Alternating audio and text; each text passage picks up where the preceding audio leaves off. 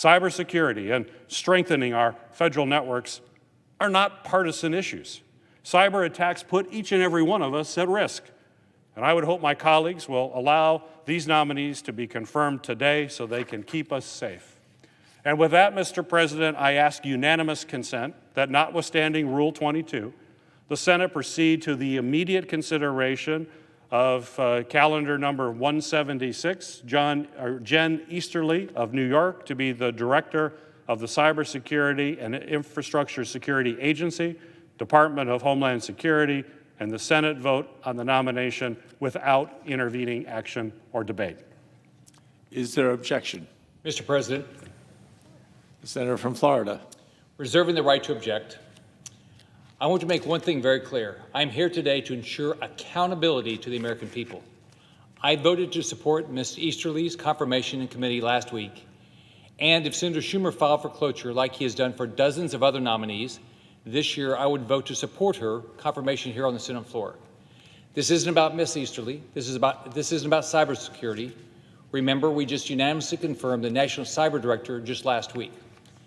I'm here today because families in my state of Florida and across our nation deserve accountability, and President Biden has shown a total lack of accountability when it comes to addressing the border crisis.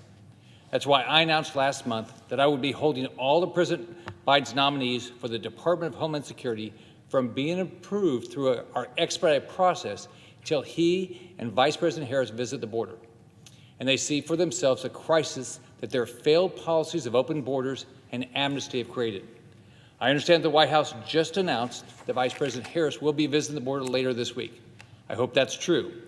The administration has made a lot of promises that they haven't kept, like not raising taxes, reopening schools quickly, being tough on Communist China. The list goes on and on. Trust me, I'm glad the Vice President seems to be taking my advice and finally listening to the American people. I truly hope that she gets down to the border to see the crisis firsthand that her administration and their failed policies have created. I hope she meets with the National Border Patrol Council, hear from them what our brave CBP agents are going through every day to keep us safe. I hope she meets with border community sheriffs who are responsible for keeping our families safe. I hope she meets with ICE and CBP section chiefs so she can hear firsthand the impact on them. I hope she takes an aerial tour like I did and sees the gaps in the wall. I hope she sees where the lights and cameras are sitting, powerless, without electricity, and unable to be used to monitor our border. I hope she meets with families who have been the victims of trafficking and hears the horrific stories they have, what they've been through because of this crisis. I hope she visits border communities that have been put in a position to house and care for the historic number of people illegally crossing our border. I hope she talks with families who have tragically lost loved ones from the massive amounts of fentanyl that the cartels are moving across our border. I hope she talks to the ranchers impacted by people illegally crossing their lands. More than anything, I hope this isn't a political stunt. If she truly goes to see this crisis, I'm going to lift all my holds of DHS political nominees. It's that simple. What's happening at the border is a crisis. There is simply no other word for it. It's been 3 months since I traveled to the southern border to see exactly how President Biden's open borders and amnesty policies are wreaking havoc. I took a tour with Governor Ducey. We did an aerial tour. What you see is a wall, and then all of a sudden these openings. They intentionally didn't put up the gates. I remember my colleagues were saying, oh, we don't all need the wall. We can have lights and cameras so that they can monitor from someplace else. They're out there. They're just not hooked up to electricity intentionally. You can't make this stuff up. It's been 3 months since I made clear that President Biden and Vice President Harris need to get to the border and see the crisis that their administration has created. It's been 3 months since they pledged to visit the border. Since then, as you all know, you look at all the numbers, apprehensions at our southern border are at a record high. More than 180,000 illegal aliens tried to cross our southern border last month and were apprehended, the highest in 21 years. This is a crisis. It threatens our national security and the safety of American families. And we don't know how many people we didn't apprehend. President Biden's immigration policies are putting unaccompanied minors at risk of human trafficking, violence, sexual abuse, and separation from their families. They're leading to an alarming increase in human trafficking and drug smuggling by cartels. The FBI Director Wray said this month there is no question that cartel activity from Mexico is spilling over into the United States. We're seeing it here in Florida. I talked to sheriffs What they're telling me is unbelievable amounts of fentanyl are coming across the border and getting into our state, putting Florida families in danger. I was down in one lab, and they were telling me that 2 people died that week from fentanyl. But instead of securing the border and finishing wall construction projects, President Biden is terminating all the wall projects. Why would you be doing this? The inaction by President Biden and Vice President Harris is inexcusable. I don't know what they're waiting for. Why can't they acknowledge that a secure border is the best thing for our nation? If you talk to people around this country, they want a secure border. Why can't they stand up against the radical left to say that open borders are dangerous to American families? 2 weeks ago, the Vice President went to Guatemala and Mexico.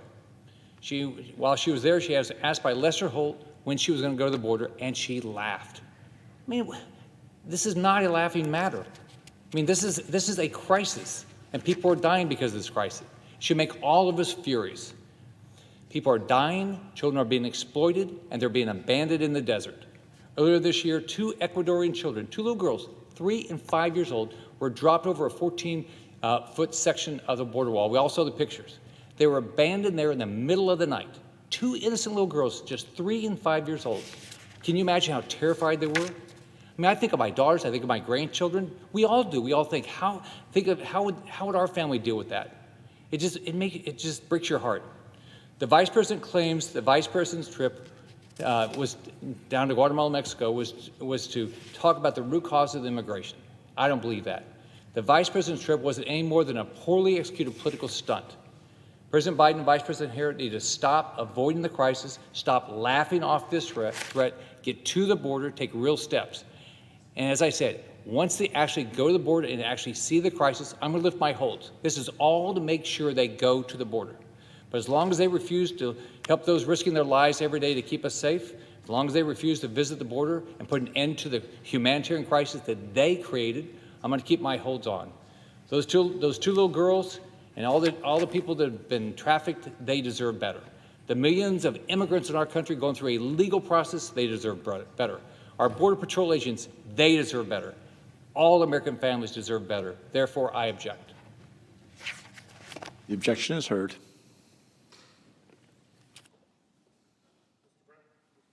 The Senator from Michigan.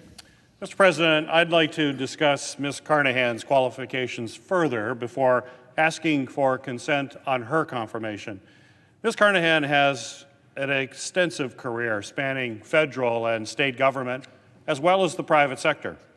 During the Obama administration, she founded and led the state and local practice at 18F, a technology consulting firm consultancy within GSA.